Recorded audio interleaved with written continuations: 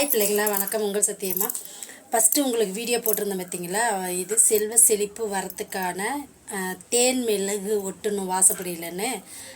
அந்த வீடியோவை தான் இப்போ பார்க்க போகிறோம். நம்ம வாசப்படியில் மேல் பக்கத்தில் நடுவில் தேன் மெழுகு அப்படின்னு சொல்லி கடையில் விற்கிறாங்க, மஞ்சள் குங்குமம் கடையில் விற்கிறாங்க. அதை வாங்கிட்டு நம்ம ஒட்ட வச்சுக்கணும். ஒட்ட வச்சு அதுக்கு மேலே ஜவ்வாது பூசி குங்குமம் தாமரை குங்குமம் வச்சோம்னா நல்லா மணமாக வாசமாக இருக்கும். ஜவ்வாது பூசி குங்குமம் வச்சோம்னா வாசம் நல்லா கமகமன்னு இருக்கும்.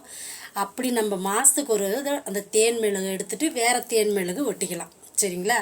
அப்படி செய்கிறதுனால நம்ம வீட்டில் இருக்கிற கஷ்டங்கள் எல்லாம் நீங்கி அந்த தேன் மெழுகில் எப்படி தேனில் எப்படி மொக்கிற மாதிரி நம்ம வாசப்படி வழியாக லட்சுமி வீட்டுக்குள்ளார வருவாங்க. அந்த மாதிரி செய்ய ஆரம்பித்தோம்னா வருமானம், சந்தோஷம், அஷ்டலட்சுமி, ஐஸ்வர்யம் கடாச்சம் இதெல்லாம் நம்மளுக்கு ஒன்று ஒன்றா தொடர்ச்சியாக வர ஆரம்பிக்கும்.